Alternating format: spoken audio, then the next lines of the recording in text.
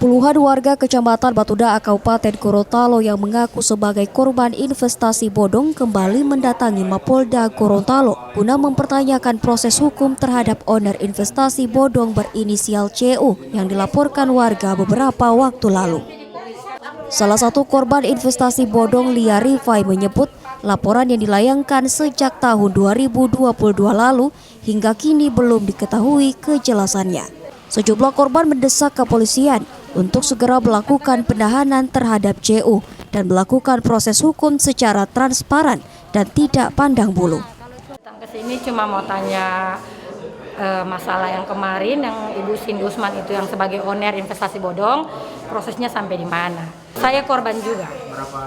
Kalau saya punya uang pribadi pribadi saya 300 juta lebih, di luar teman-teman saya itu juga ada sekitar hampir 300 lebih juga. Iya, ini owner di kampung, biasa keluar daerah, cuma kan dari pihak kepolisian juga kasihan tidak sembarang memenahan, soalnya kan tunggu ini dari kejaksaan dulu kan.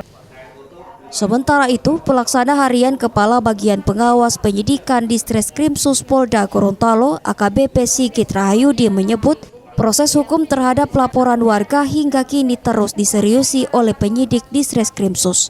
Saat ini owner investasi bodong berinisial CU sudah ditetapkan sebagai tersangka dan telah dilakukan tahap 1 ke Kejaksaan Tinggi Gorontalo. AKBP Sigit Rahayu mengaku penyidik memang belum melakukan penahanan terhadap tersangka karena masih dalam proses kelengkapan berkas perkara.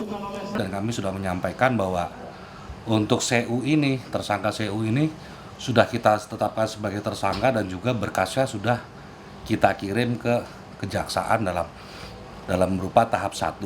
Kita sedang menunggu kekurangan-kekurangan apa yang nanti akan disampaikan jaksa kepada kami dan itu akan segera kita lengkapi seperti itu. Tersangka sudah ditahan atau tidak?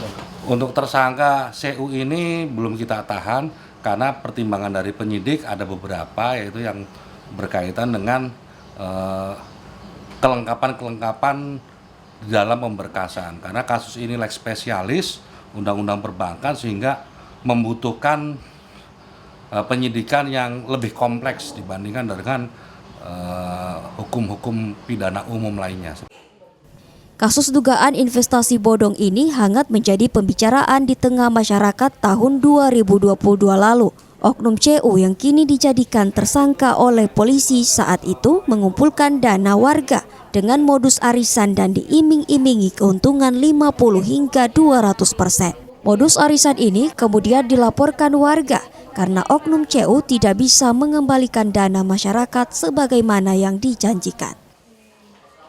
Mamat Kaidah, Kompas TV, Gorontalo.